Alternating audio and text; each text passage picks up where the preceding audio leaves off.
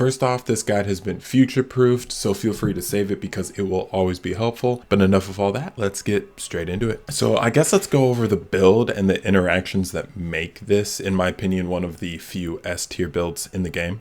So we'll go over the skill tree first, and then we'll go over the gears and skills, and then the paragon board. And as a quick side note, this build is only min-maxed to make Firewall as effective as possible. It would have around 80% of the same effectiveness with any other currently available source of fire damage over time, so the skills aren't entirely interchangeable, but you could swap any of them out with Firewall if you wanted to test and get mostly the same result. So first off, we'll talk about the most significant interactions and passives and things in the skill tree that aren't self-explanatory or readily evident.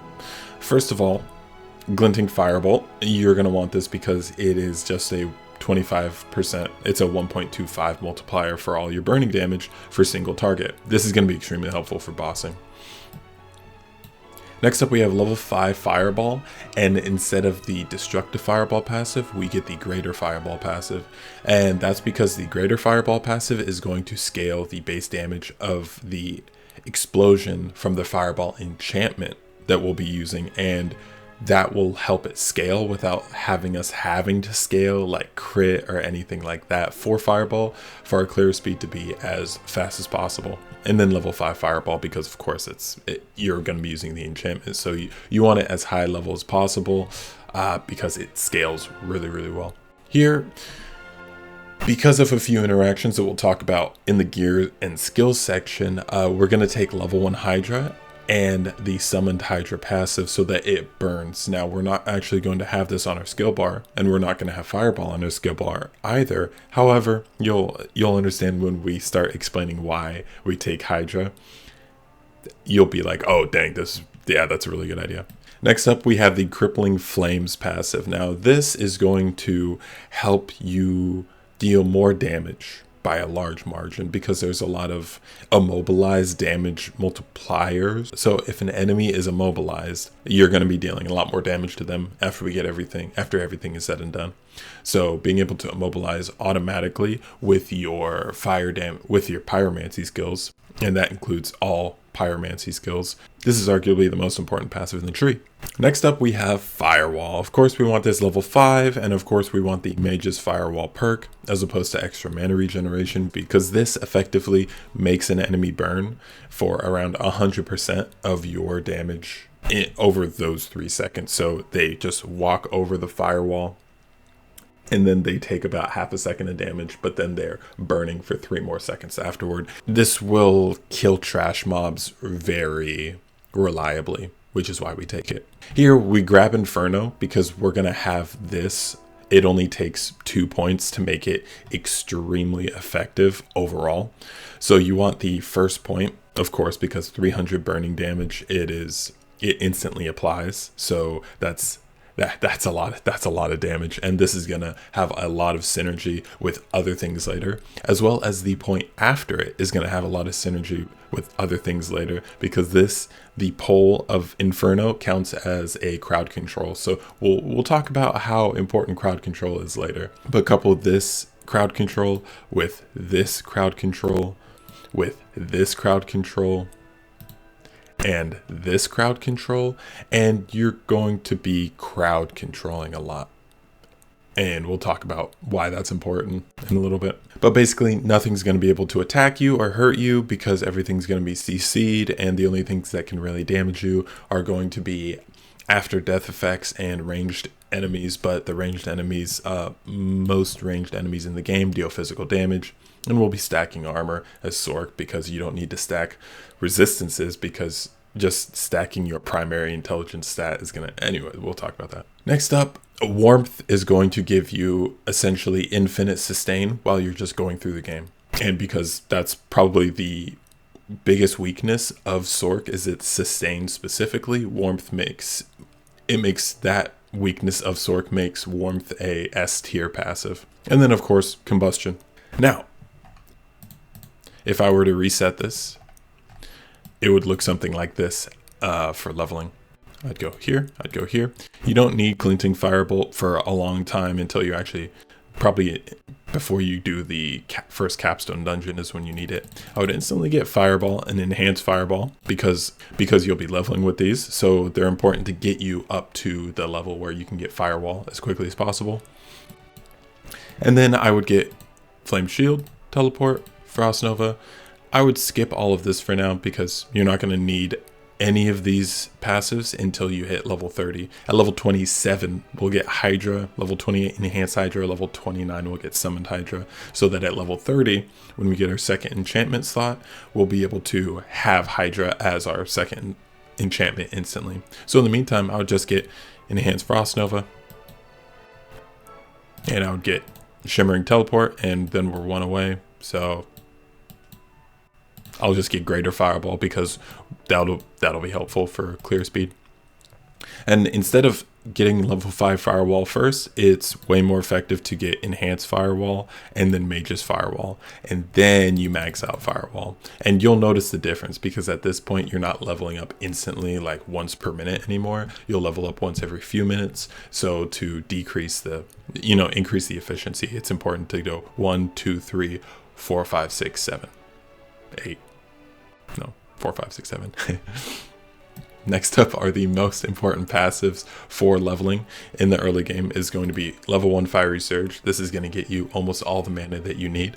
And then level 1 Endless Pyre, but you want level 3 Warmth as quickly as possible. You don't really need Inferno. Same reason why you don't need Glinting Fireball until you're doing hard content. Or until you're kind of running low on single target damage, which might happen after level 30. But not if you get all the aspects and do everything correctly. So you don't really need this. Yeah. So I'll just get the things that I think make the build really strong in the meantime, which is level 3 Crippling Flames is going to be the most important passive. Well, one of the most important passives in the skill tree. And then I'll get some damage reduction because damage reduction is really strong. I'll get Potent Warding because that gives a lot of damage reduction in total. And then I'll get Combustion. At this point, we're actually level 25 because you get 10 skill points from all of the Renown. So I would just play it safe. I would get 2 more Potent Warding and then fill out the Hydra tree so that you can have your second enchantment ready to go as soon as possible. And we'll talk about why this is the second enchantment when we get to the gear and skills section of the explanation. Yeah, and then I'd just fill out the build with whatever I felt like I needed. I'd probably get every ability so that I have full access to the arsenal that I'm planning on using. There's no need for Glass Cannon in this build, so that's cool. And then I would get this first because base life is stronger in the early game than damage reduction is. And then I'd max this out. And then I'd probably get some lucky hit chance so that we immobilize more often. And that's all done. And then I'd probably get more burning damage here. And then I'd probably round out the build lastly by getting the Elemental Dominance notes.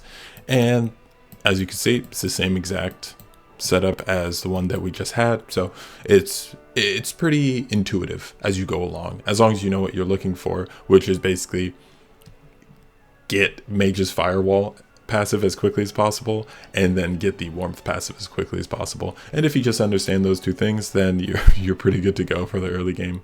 Next up, we'll be going over the gear and skills area. So you can see here everything. We'll go over everything one by one.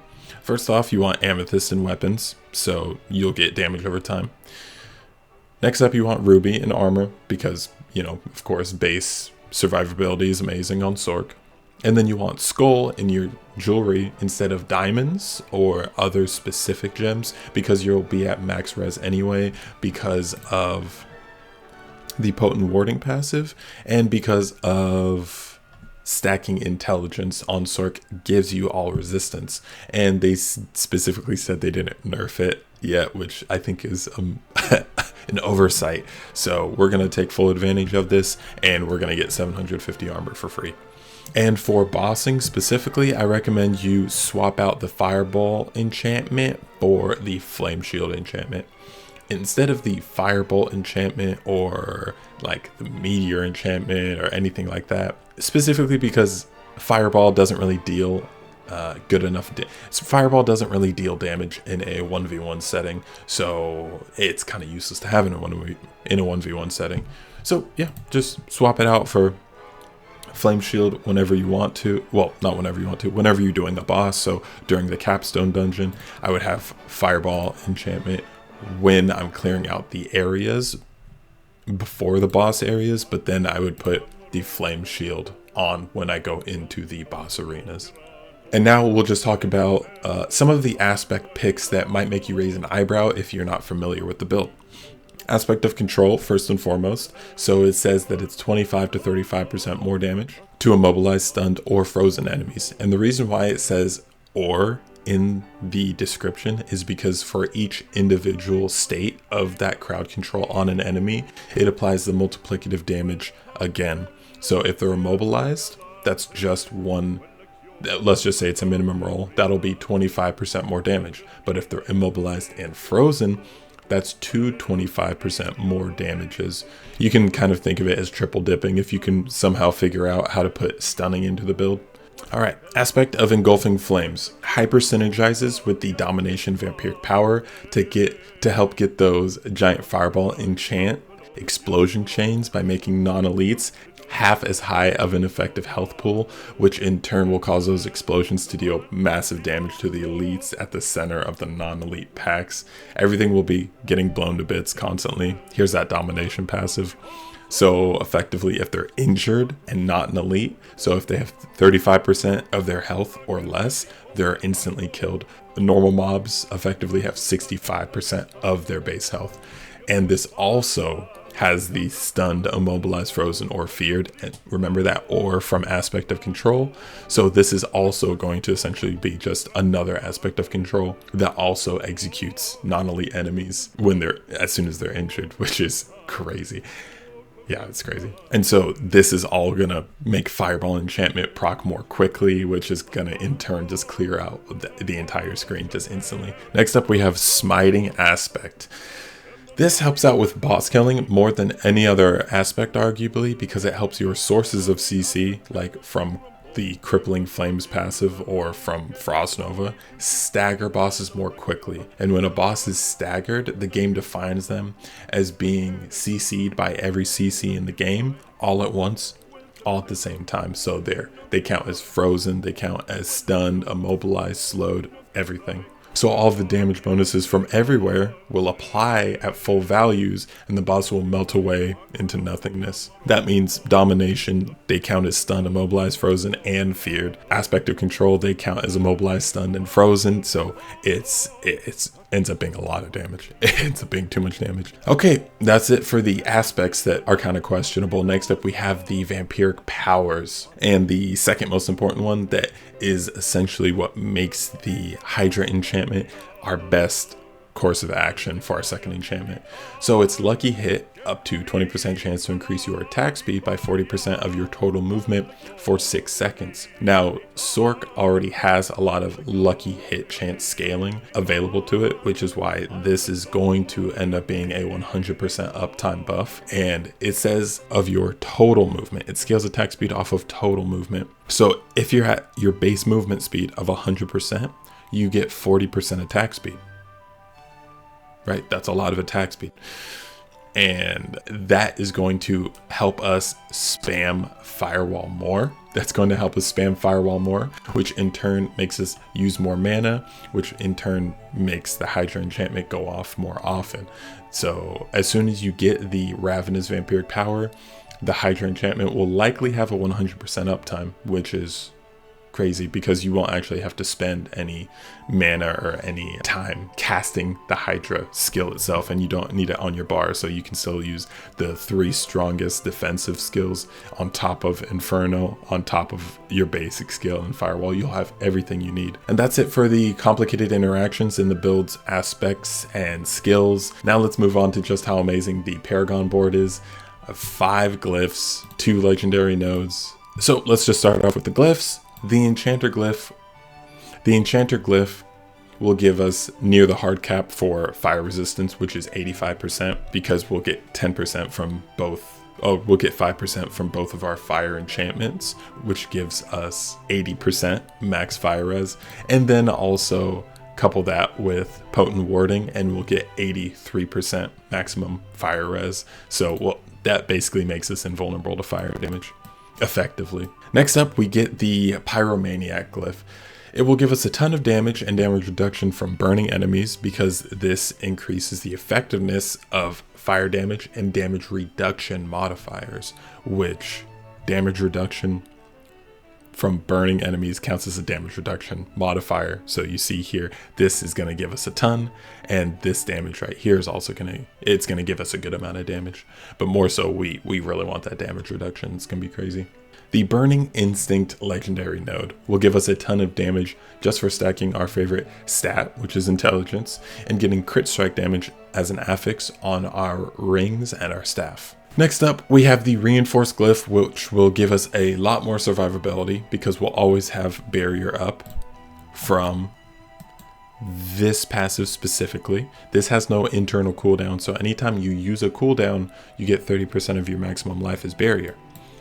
All your defensive skills are cooldowns, are cooldown skills. You'll weave these together so that you'll always have a 100% uptime on barrier, and also Inferno is a cooldown skill. So as soon as you use your strongest single target skill, you'll be way tankier. You'll be super tanky all the time, forever. Next up is the Control glyph, which is going to give us a ton of damage. We max this out. We max out the effectiveness of it, so we grab every dexterity node around it because 15% damage per 5 dexterity it's too much. It's too much not to get. And as a quick side note, the Hunter Killer passive node cluster gives us movement speed when we kill after killing an elite. And remember, we're scaling our damage directly with our movement speed through the Ravenous vampiric power. So the funniest part about this paragon tree is that this cluster right here gives us more damage effectively than anything else in the tree almost. These 4 nodes are probably just as effective as this legendary node. Just thought I'd throw that out there. It's pretty funny stuff. Next up, we have the Torch glyph. This is also going to give us a ton of damage. Nothing else to say about it. And lastly, to explain, we have the Enchantment Master node. Now, this legendary node, it says it makes our enchantments 20% stronger, but in reality, what it does is not so intuitive for some things. So for Fireball, let's say that 50% that you see there on the screen will actually be 60%. That's a big deal, right? For this Hydra enchantment, let's say it's after spending 20% less mana than 200, it spawns for 6 seconds. And it does more damage. I'm assuming, you can't really tell, and I haven't in-depth tested it, but I'm assuming it also does 20% more damage, just like the Fireball does. So let's talk about the Flame Shield enchantment that we'll also be using sometimes. This will have a 20% shorter cooldown. Yeah, so it'll proc every like 96 seconds, which is a big deal. Instead of 2 minutes, it's like roughly 1.5 minutes. It's a big deal. All the other legendary nodes are not useful for a fire damage over time build, but all of the glyphs are highly effective and they all do so much work, which is why they're all in the build. And you can trust, me and a friend spent a few hours min-maxing this tree, so you can rest assured it doesn't get any better than this for a fire damage over time build. And the order in which you place the boards is very important to min-max your damage because of the way that the bonus stat requirements work. So you definitely want your first board to be Burning Instinct, and then you want your second board to be Frigid Fate, then you want your third board to be Enchantment Master, and then you want your fourth board to be Ceaseless Conduit. Now, the way that I would go through this personally, just when playing the game, so I would come up through here, I would get that, I would get this, go up here, go directly into this area, I would fill out this area exactly as you see it here, and then I would not go left yet, I would go up right, and then as soon as I get here, I would plop down the Frigid Fate board, and then I would come over here, get the Burning Instinct node, and then I would come over here and get the enchantment master node, and then come back through here and continue your way around the circle. Because as you can see here, this part's actually disconnected for a good reason, because everything else is more efficient by like 1 or 2 nodes. Not having this connected is going to give you like 10% additional damage. So it's it doesn't sound like a lot, but it's a lot, okay? But it's important. If you want to be as efficient as possible, don't connect these nodes right here. And that's pretty much everything that isn't self-explanatory or readily evident about the build itself. Anyway, that's going to be it from me. Good luck out there and stay safe. Don't forget to pop your elixirs.